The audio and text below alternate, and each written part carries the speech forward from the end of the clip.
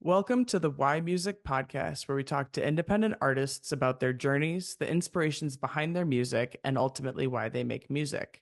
This next artist is an LA based indie pop artist on the rise, weaving in coming of age experiences with inner thoughts and emotions. Every song takes you on its own unique journey. Welcome, Tess. Hi. Thanks for Uh, having of me. course, of course. That was a good Um, little intro. thank you, thank you.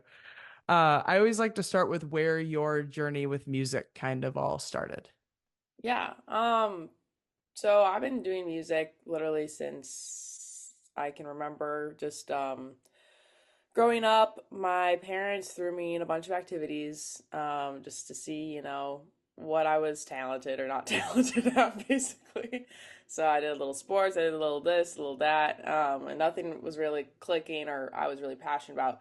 Um, But then I was actually in children's choir, and that's where my love for singing, I guess, started. Um, and my parents took notice because my family is not musical at all, and like my parents are both like tone deaf, like really no musical gene at all. But they were like shook when I could actually like sing on key and also kind of sound good.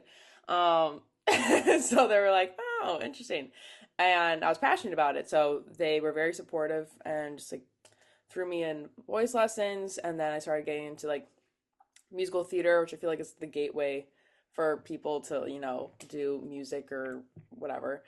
And so I did musical theater for a while in school, and then my mom actually suggested that I pick up an instrument, either like piano or guitar. And so I actually started with guitar, and that's where I started like more of the like songwriting, music focused, yeah, path, I guess. And just started writing at 10, releasing music and playing around from 13 on under my real name until I went to college, Tess Considine. And then I changed it to Tess Clare when I had a very short, kind of random German dance label deal. So my first day of college in Nashville went for songwriting. This like German producer, manager, DJ guy who like manages like European DJs. On my song and wanted to sign me, and he said like the only thing is you need to change your name, um because Tess Considine like isn't doesn't like Considine doesn't flow, whatever. And honestly I wanted that too because I wanted to keep up my old music, but it like didn't really sound like the music I was making. So anyway, I changed it to Tess Clare, which is not my real, well, Claire's not my real name. It's actually a region in Ireland that my dad's side's from. But I wanted a name that sounded real, like that sounded like my middle name or something. And then, yeah, I've just been releasing pretty much consistently from there independently. That was just a short little couple songs. And then I just took time to like find my sound, like as an adult, and find like right collaborators and friends to work with, and then have been, yeah, releasing stuff ever since. So. I would have never guessed that Claire wasn't actually your middle name.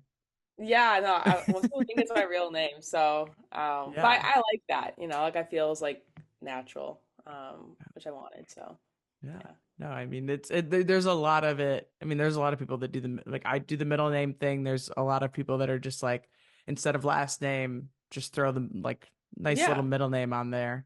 No, it sounds Um, better. My only thing is like obviously I like love my mom, but my actual middle name is like my mom's last name, Tess Eichner. So like to me that doesn't flow or sound cute. So that's why I was just like I need a fake middle name. we need Yeah. to put on the facade like Claire Yeah. is the middle name and Exactly. just give Exactly. that energy. Yeah. Um, so do you think that having that brief European DJ German label experience like has influenced the Tess Clare project then, or do you think that you're more kind of in the roots of Mm. where things were originally? You know what? I think it did influence it indirectly because so prior to that, I think I was making more. Oh, I was going through a lot of sorry, I'm gonna silence my context. Um, yeah, I've gone through a lot of different like sounds and like genres. Like I did in the past, like more like Americana and folk and all of that. I don't know, singer-songwriter type stuff. And then yeah, when I got to college, I feel like it really that made me go down a way more like pop, dance pop lane, which also didn't really feel like what I wanted to create. Um, but I think having that experience made me have to actually like like kind of start from scratch and then be like, okay, what actually like what kind of music do I want to make? And so um just kind of on my own because I only released two songs with them, and I kind of like throughout college just kind of like took time to just like write a ton and try not to overthink it. Um and then it kind of just like ended up morphing into, I would say, like indie pop. Like so like I think I definitely had a little bit more of a pop influence maybe, but still staying like still a little more organic. And yeah, so that's kind of like the umbrella genre, I would say, that I found.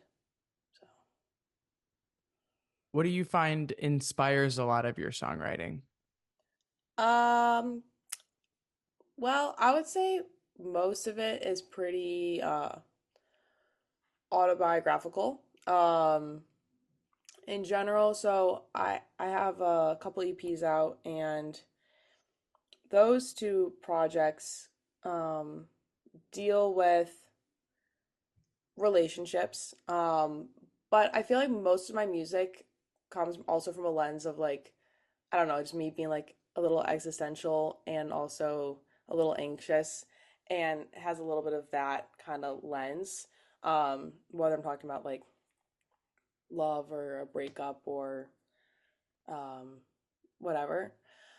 But I would say, yeah, overall, like I like to write from a point of view, whether it's like a uplifting song or like something really sad. Like I feel like there's always like a very like unapologetic kind of like tone to it where I'm kind of like, well, this is like this is the situation, this is how I feel about it, and I'm gonna own that.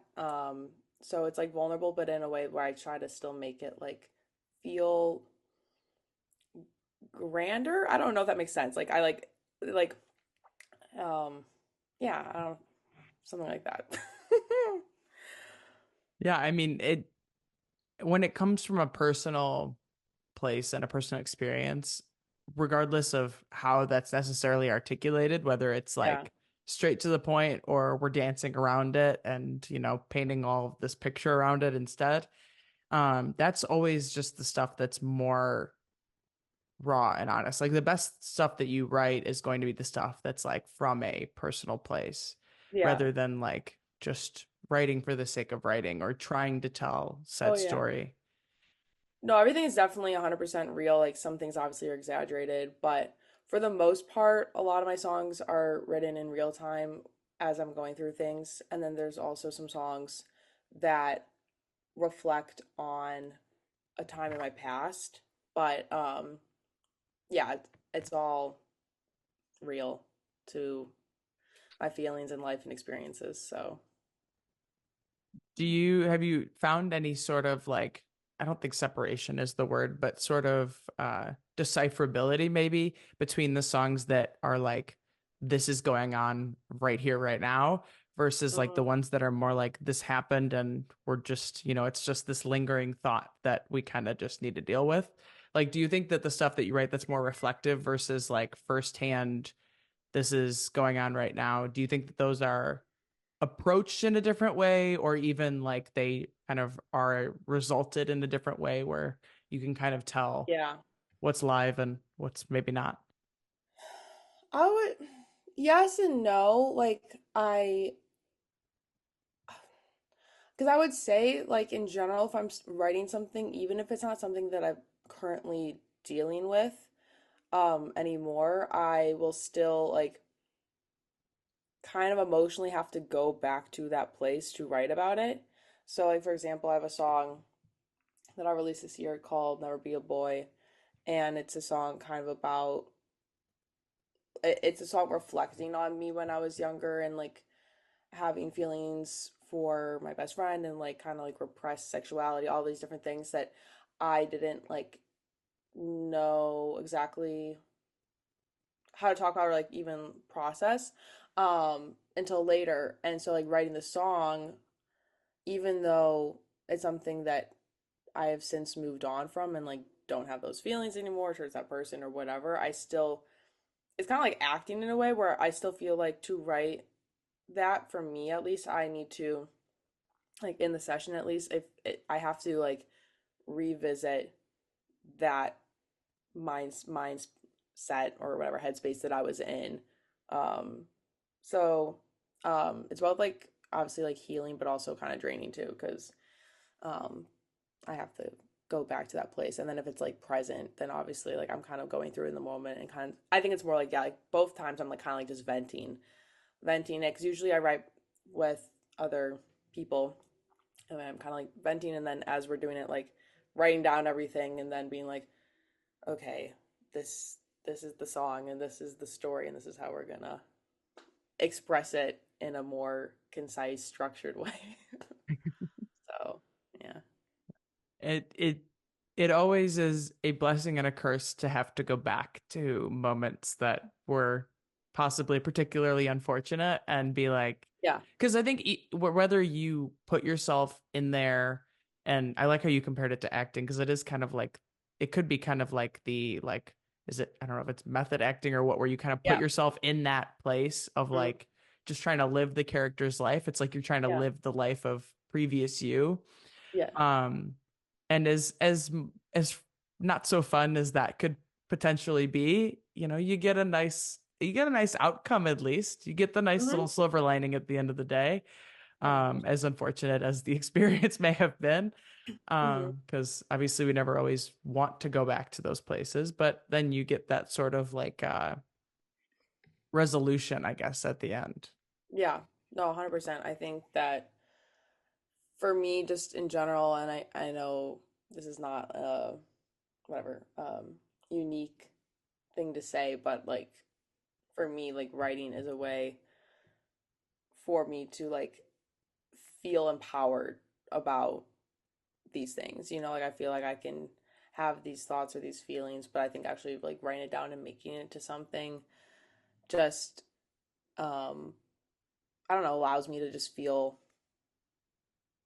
way more settled and I don't know, valid and that. So, Yeah.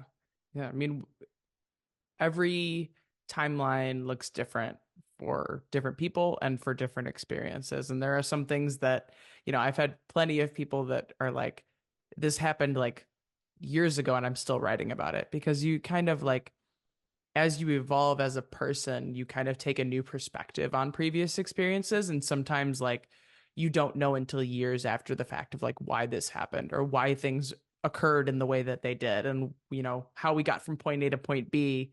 You know, there's this like post experience clarity that kind of happens. And so then you kind of, you know, you revisit it from this, you know, informed and understood perspective. And it's like, it's that's you know as much as we thought that that timeline closed itself 2 3 years ago, like we come back to it and it's like that's when it kind of actually hits its resolution, and maybe it comes back again another 5 years later. Only time will yeah. tell, but like, you know, it's there's always I always like to think that everything happens for a reason, and so things like that, it's like it gets to its point where it's like there's a reason that we're revisiting this, there's a reason that it came back to mind, and Yeah. you know we get a nice body of work out of it. Yeah. No, 1,000%. If you had to create a new genre around your style of music, what would it be called? If I had to create a new genre, Like your own little category of one. Like if your catalog in itself was a genre, what would that genre be categorized as? Or not categorized as in terms of like genre words necessarily, but yeah, what like a new name for a yeah. genre. What's your category? Um, okay, this is kind of random. I would say I'll have to explain it, but self-deprecating diva. Okay. I like that. So, um, because I think there's a duality. I think all my music has like a duality to it where I feel like it's both like me being very confident, but also like very self-aware and also being and usually in a way kind of making fun of myself too sometimes. Obviously not all my music, but I would say so, especially maybe I'm just saying this because this is kind of like the music that I'm currently working on. But yeah, I would say like lately I've been like tapping into this voice and like actually I'm currently working on my first album and the working title is Diva 98 and it's kind of about um kind of like the journey of being a diva and having times where you feel like like the ego is high and you feel um very confident in yourself and then other times where you're like what am I doing and why am I even like trying to have this career or like what does this mean to me and like get all existential and kind of like break yourself down and it's like the whole like spectrum emotionally of like yeah kind of like finding yourself in a way but I would say that but it's still like kind of fun so it's like a little self-deprecating because like I feel like I don't like things to feel like overly serious either so yeah. No, I like that. It's it's a nice take on that as an answer. It's like it's not like you're not throwing any genre words on there. You're just telling exactly what it is and packaging it in a nice Yeah, way. thanks. But yeah, and it's hard because it's like you have these moments like you said that are high and you're like feeling it and you're like, the ego's getting a little big. And then Mm-hmm. there's the other times where it's like, okay, like I'm really not that good at that. And it's like, well, Mm-hmm. which one is supposed to be reality? Which one should I be listening Yeah. to? Which one should I Mhm. like which one do I actually need to take with a grain of salt? Like And I it's think that's the thing too, is yeah. like there's no middle ground. Like for me, like I think very like black and white, and very and like that's obviously not necessarily healthy, which is also I think part of like even like the word diva, because I think and there's a negative and there can be usually a lot of times more of a negative connotation towards that, which I want to change because I think that's also been like a word that's been like weirdly repetitive in my life actually like one of the my first choir teacher called me a diva like in front of everyone as an insult about like wanting or like being more like demanding about like having like my solo like be longer I don't know what but and so like in that case like it was like a way to like try to like shut me up and then but then in another situation like in high school when we got superlatives, me and this other girl both got named Biggest Diva. And I think the funny thing is that she like left the room and cried about it, but I took it as a compliment. And so I think it's also how you like I think for me I like at the end of the day like I'm going to own the fact that I'm kind of crazy and like, you know, driven or whatever and I don't know. So I've been playing around with that term more in Yeah. music.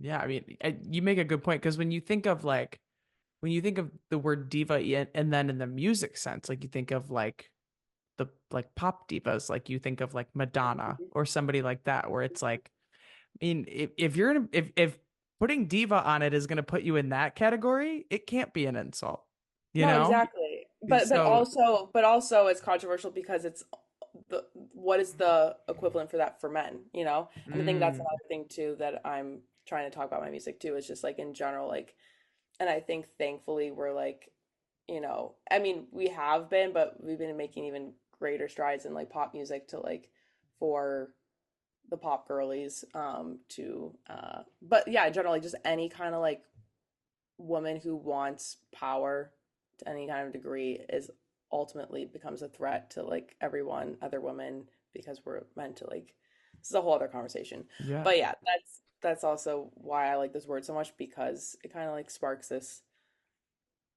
dis discomfort in a way for some people, or yeah, so mhm.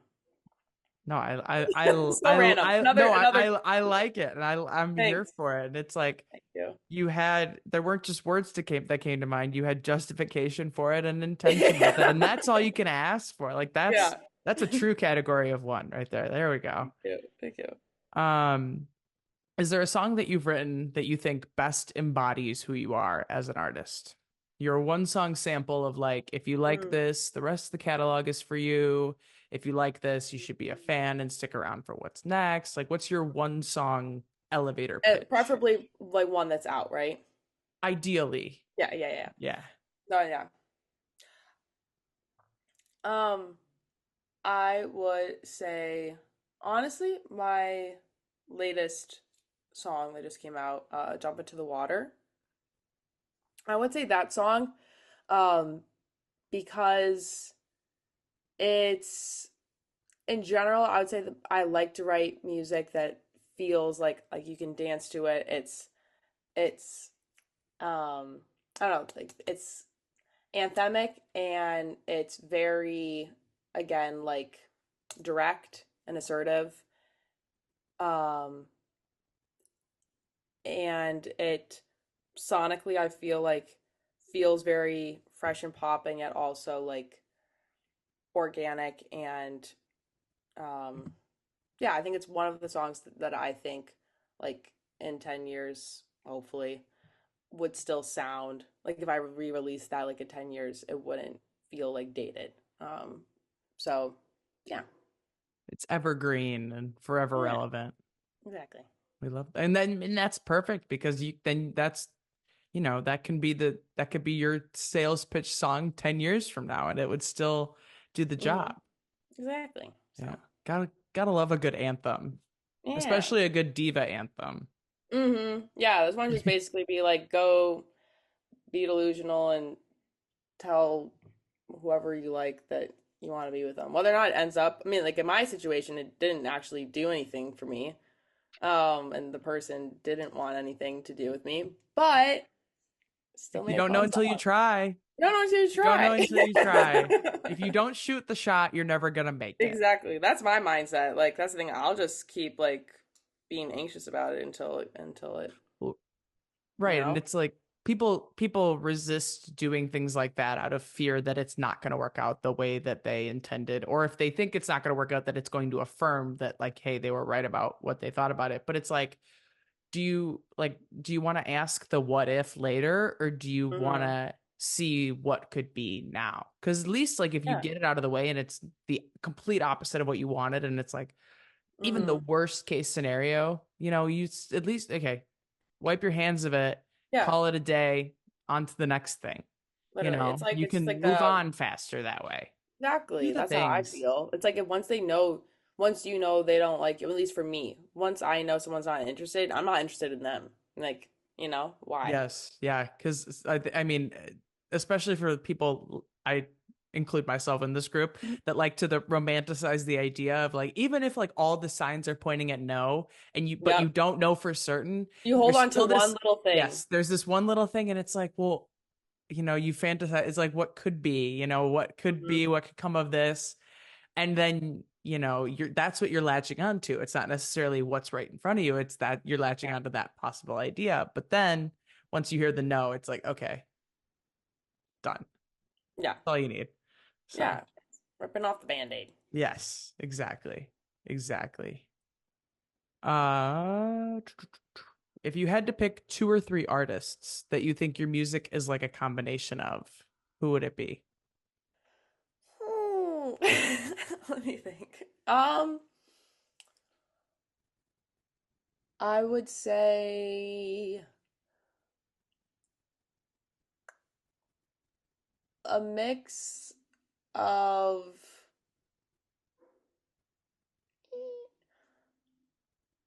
um Adele. Okay, a mix of Adele, Maggie Rogers, and Muna. Those are three right now in my head because personally, I don't majority of my actual like song production music, I don't think sounds like Adele at all. But I always have to include her because she was like a huge influence on me growing up, especially vocally. Like for me, just very raw, soulful, powerful vocalist, like in general, have always been like who I've looked up to and I think been inspired by. So I would say like vocally, the Adele. And then in terms of the like pop, but keeping it like a little more organic and lively, Maggie Rogers, and also her. I've seen her live and like her stage presence, the way that she carries herself, and everything. I also um, am inspired by. And then Muna, because in general, like sonically and production wise, I've definitely, especially in the last like year or two, and with the music I'm been making the last year slash currently making, um, I just think what they've done in the pop sphere with like synths and everything is just super like hooky and um, awesome to listen to. So I think of mold of those three right now. Um, I I love a good Adele reference. Someone Like You was the first song I learned on piano. Like she's an OG for me. Yeah, yeah, Um, yeah, yeah, she's awesome. Maggie Rogers is also just so cool. yeah. And same with Muna. Mhm. And you beat me to it. I usually ask like, what of those three do you think are like Uh, the things in your music? But you kind of already yeah. got right to the point. But yeah, I mean, they're all great different little corners of the pop Hmm. world and Exactly. create a nice little mix. So, Hmm. what is an outside passion of yours that you feel impacts who you are as an artist? Outside passion.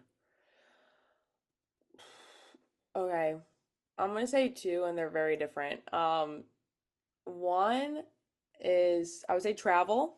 I feel like I've traveled a lot, like growing up actually. So I'm an only child. I don't have any other siblings, and my dad used to be in like aviation, so and my parents are huge travelers. And so in general, just like traveling with them and then on my own as an adult and like just I feel like anytime I travel gives me um perspective just like on myself and life and culture and like I'm just in general like very into just like learning about like different cultures and places. I also speak French fluently. That's because I had a ex who was French.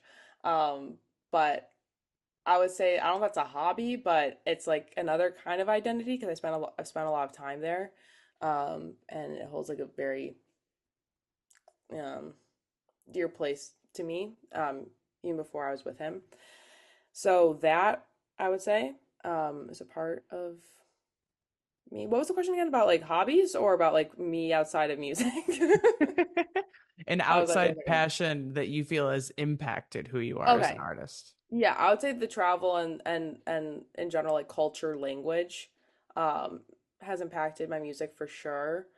Um, and I want to impact it more. I want to um write more also in French. And um, then the other one is oh God, I'm gonna sound so white. Hip hop. So I love to dance. I'm not a great dancer. I've never been flexible. I did my hand at like ballet and like, you know, tap. I got impatient with tap. I couldn't do tap. I did jazz, whatever, like all that stuff. I wasn't good at it. But hip hop was the first form of dance where I could actually kind of look semi decent at and like follow the steps and not have to be like super flexible for that or like graceful. And I don't know, I do hip hop very casually, but like I take like a hip hop class once a week. Um, and it's just like a great like hobby, but it also like impacts my music because I love like live. I love to perform on stage and kind of just like move around and like look silly. And I feel like taking dance has like helped me just become more like confident with movement and yeah, like finding myself like physically and how I want to like perform. So, yeah.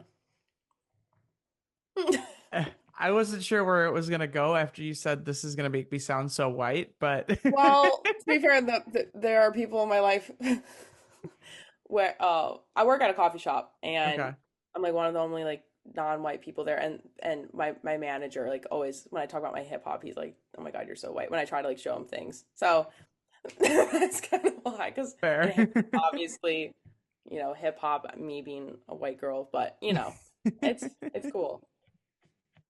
um, yeah, I mean it is I as you said, like you take a hip hop class once a week. I'm like, I could never see myself doing that. And not for the sake of like it being a dance class, but for the sake of like signing up for something that like puts you out there and in Yeah. the open like Oh, it's that. vulnerable. I feel Yeah. more vulnerable doing that class than like literally almost anything else because we always have like they always will break us up into like small groups to like Oh, show that's the and worst. people are actually really good in this class, but I think again it's also like taught me to like embrace being cringy and instead of like to just like be small and like not want to be embarrassed, try your best to like just do it and look confident even if you're like not even doing the moves right because I don't know. I think it's definitely like for me like a good way of like practicing like confidence. So,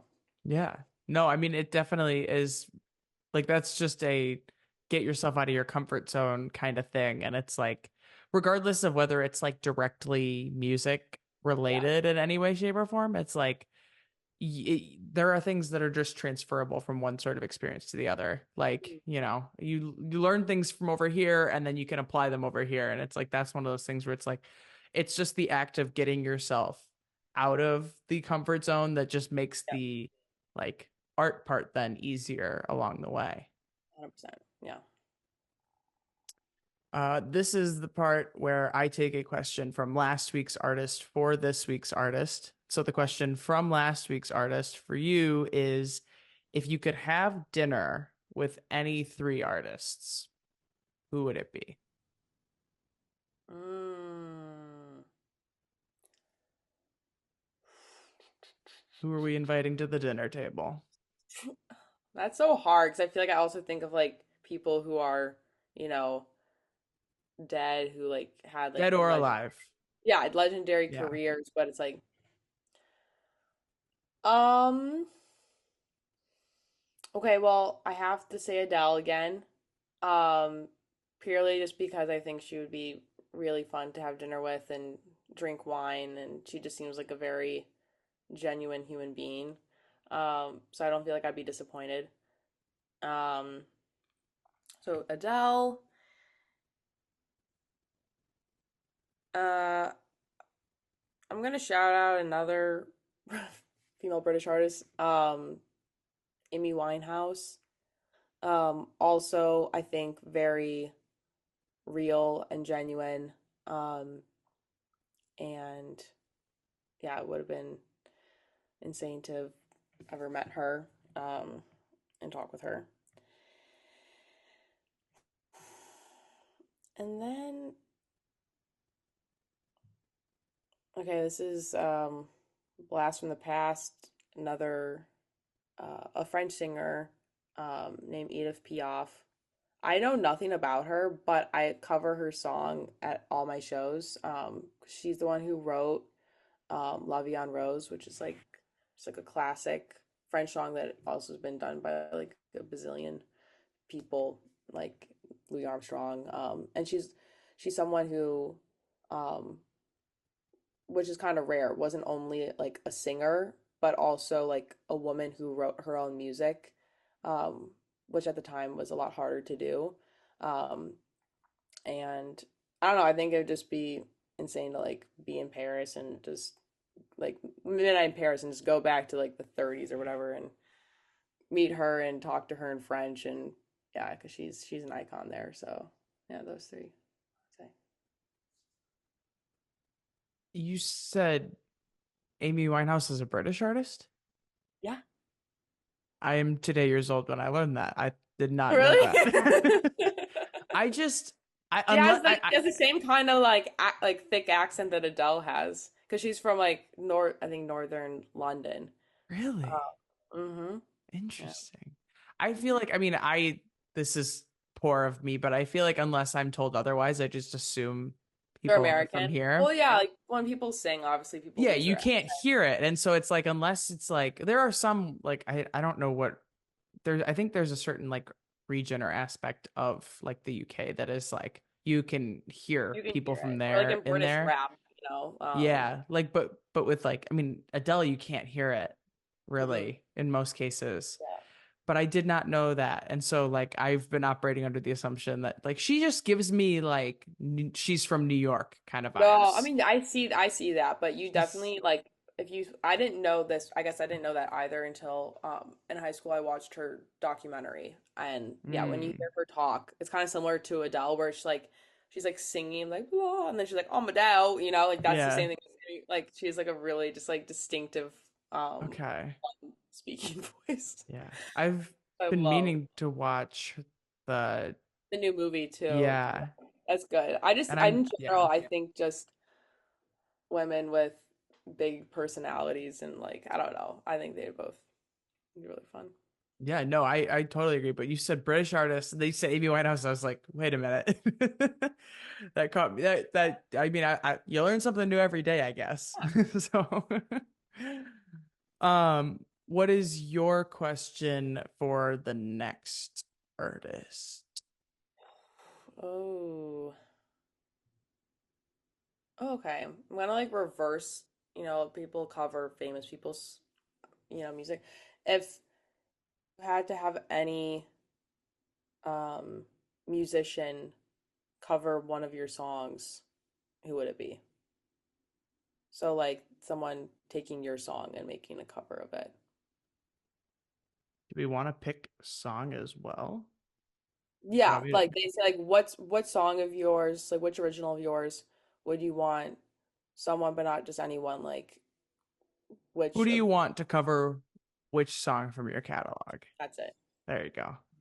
I like that. That's a nice little spin on it because that's a good Yeah. point. People cover music all the time. Yeah. Flip the table. It's like the BBC show where people like cover different people and um yeah, it's interesting because it could be like your favorite artist, but also could be an artist maybe it's not your favorite artist, but you think would do the best job Yeah, of yeah. Or somebody that would like take it and do it like completely spin it on its head yeah. and like do something really cool with it. Hmm. That that'll get an interesting answer, I'm sure. Yeah. What is it that you think sets you apart from other independent artists? I mean, I would say the fact that like everyone I think my voice is not, the craziest thing anyone's ever heard, but I do think that I try to pride myself on sounding authentic, like sounding unique to myself and not trying to sound like anyone else. Obviously, I'm sure, I'm everything's recycled, but I would say my voice in general, people will say sounds unique and has a unique tone to it. And um, so I would say my voice also kind of like guides the way I literally like emote any of my songs. So it's going to make it, um, specific to me. So I would say that. And um, I would say in general, just like my live performance and the way I um, perform live. Um, Obviously, I take influence from other older artists, but um, yeah, I don't feel like I feel like that's pretty specific to me, and I don't really know who else. So, yeah. Yeah. I mean, the live performance we can Give some credit to the hip hop class for that, right? Exactly. There we go. Not every artist is out there taking a hip hop class, so Yeah. we're out I here think, yeah, building the thing is like separation. my music isn't hip hop. I think it's like kind of like the weird combination of like making indie pop, but also kind of performing like I'm uh, like a some people have said like 90s rapper, Justin Bieber, Elvis, hip hopper. So that's a weird combo, Yeah. and you have to see for yourself on a Yeah. stage near you. Coming to a stage near Yeah. you after Yeah. a few hip hop classes. Yeah. There we go. But yeah, I mean, it's always interesting to because everybody has their own, and I mean, everybody has their own different way of performing. Everybody has their like their own voice and all these different things, but there are always like there's always this like weird scale of have you ever taken the Enneagram like personality Yeah, test? yeah, yeah. So you know how like when at least the site that I took it on gives you that result where it's like the circle and like some of the triangles are out more than the others. It's Mhm. like that where it's like we all have all of the triangles, but some of them are more prominent than others. So like for you, you like live performance, your voice in itself is what kind of stands out to you. Some people might thrive in making the arrangements or like in creating music videos around their release or their cover art really stands out or something like that where it's like just Mhm. everybody has their own. It's always interesting to see what facet of being an artist that Mhm. some like that an artist considers their like thing that they amplify, like that, like of all the different hats we have to wear, what is like the one that stands out to you most and the one that you Right. like feel the most strongly about. So it's Mhm. always interesting to hear what different people like think they're like, oh, like if there's one thing that you take Take away, it's away. like, Yeah. yeah, it's like that's the thing. No, I would say that for me. And oh, the Enneagram thing is funny because that one, I forgot. It was like a close tie, but I think I got four. So I think it's like the individualist. So I think that's another thing too, where like I, I'm very like kind of have to like try to pave and do like my own thing, Mm. um, which I feel like also is a very typical artist thing. But yeah. It's feeding that diva narrative. Yep, main character diva energy over here. Yeah, yeah. I it is what it is. You just got to own it for what it is Yeah, no, exactly. Yeah, and yeah. wear it like a badge of honor. That's what we're doing here. Wear it without being an asshole. That too. That too. That too. Yeah. What impact do you want to have with your music and with your artistry? Hmm.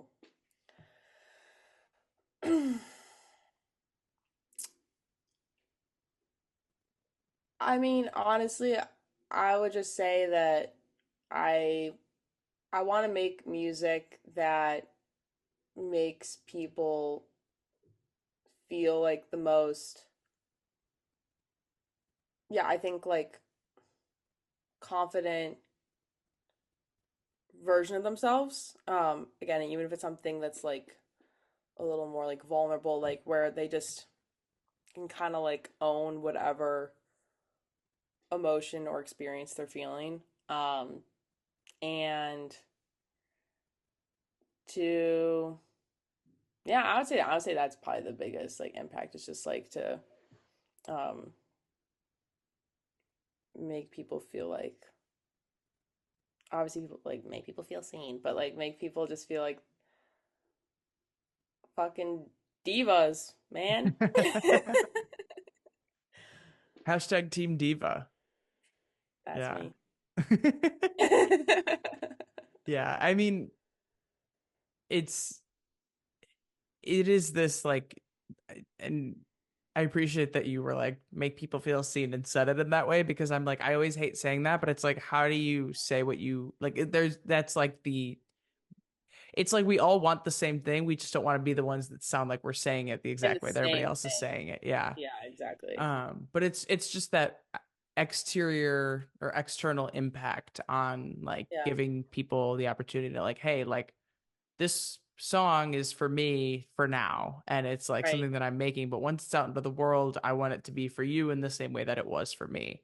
It's a right, different form in which like I put it together, and I like, for me it was the experience of putting it into this nice little packaging, right. but I want the experience that you have with it to give you something of the same nature and have that sort of impression upon you in the same way that it did for me. Exactly. I think it's just kind of like mirroring. It's like, artists are doing this. Like, why are you putting music out for people to be like, I could just do this and not spend all the time and money that I am to have people listen to it, but I'm doing it because like I want a reaction because I want to be seen and I want like, recognition and validation for myself because ultimately it's like this is who I am and then vice versa. Then it goes to everyone else and they are like I'm going to receive this and also, you know, be seen and feel this validation through listening to my Yeah. music. So, yeah. Yeah, I mean it's like it's in that sense it's like a mutual validation in a Mhm. way where it's like it looks different from one side to the other, but it's through this same channel and it's this community created through the music. Yeah. I think that brings us to the last question, which is ultimately why music? Uh, why? Yeah, I ask myself that a lot because music's hard. I don't know. Like it's like it's the whole thing where it's like I think it's uh, I feel like I'm one of those people where it's like what else? Like why music? Because like literally this is like the only thing I've done and known that I wanted to do like my whole life, which is like both really cool and also really scary. Um, but yeah, I would just say for me, it's like the thing that's like made the most sense. It's the thing that I've stuck to doing. I've like had different phases where I'll try certain things and or in school, but like this is the only thing that I've like kept like very consistent like curiosity and interest in. Um, so just at this point, like it is a part of me in a way that I can't like, yeah, I don't even know how to explain it. So, yeah. No, and it's interesting because I usually make this point more so in as an artist evolves and refining their sound, but it's the same where it goes like music compared to other things where it's like you I mean it by human nature we gravitate towards the things that we're good at, the things that we feel good about, and the things that elicit some sort of positive response. Mm, And so with music being like the thing, it's like, yeah, you can try these other different things and experiment with different hobbies, ideas, et cetera, et cetera. But what kind of stays consistent is the music. And, yep. in the music sense, it's like, you can try making a song that's a little bit more like rock or something that has a little bit more like folk influence or something completely country or metal or whatever you so please, just to experiment with it. But the more that you try these other things, the more you like affirm what it is that you're already doing and find, more home, I guess, in that original center lane of like, this is my sound, this is what I gravitate towards, and there's a reason that this is what I gravitate towards. Mm, But you also like you can maybe that experimentation you take a little bit something from it and add it to the bigger equation, but you also learn a lot about what you don't like. And so when you learn more about what you don't like, you further understand what you do like and what the impact of said thing that you do like has on being a part of your personal like ecosystem. yeah. No, I mean, trial and error, even like in making music itself, just trial and error with like what makes sense, what feels good, what doesn't in terms of sound, what you're writing about, who you're working with, everything. And then just kind of like zoning in and then, yeah, just owning it. So, Yeah, got to be a diva about it. yeah, that's the Yes. takeaway from That's this. that's the theme of today is the Oh, inner it's good. diva. Yeah, that's literally literally what that's like. Actually, I need to write that down. That's exactly what the project that I'm working on is like like finding the inner diva within myself. So Yeah. appreciate Love that. it. Love it. Yeah. No, that's like the it's you, you hear the word thrown around like you said, but it's like it's I mean words are whatever we make them mean. Yeah, So why not try and take a spin at making it a little more positive yeah. rather than Kind of just like inner child. It's like, like inner diva is like they're like kids. All kids are divas, in my opinion. Like because they haven't had like reality like hit them in the face, you know? yeah, that's no, that's true. They're just like it's my So way or the highway and yeah. So yeah. We call one of my parents' dogs a diva because like she like we have this little toy bin that all the like bones and everything will sit in. And if mhm, the one that she wants isn't sitting on top of everything else or like isn't some like she has to like move something out of the way to get to what she wants, she mhm, barks about it. And she's like, someone needs mm, to get this for me. Or like mm, it goes under like the TV console or something. And it's like someone okay. needs to like you this is like the most important thing that's going on right now. So you need to Yeah, get this for me. So we call her a diva for that. I So I'm love that. probably feeding the wrong part of the narrative here, No, that's good. but I love my favorite divas are dogs who are divas. Like my dream in life is to have a Pomeranian and they will be a diva. So yeah. yeah, see, I'm sure with saying that, it sounds like my dog is this like little like prissy dog that, but she's a Yeah. golden retriever.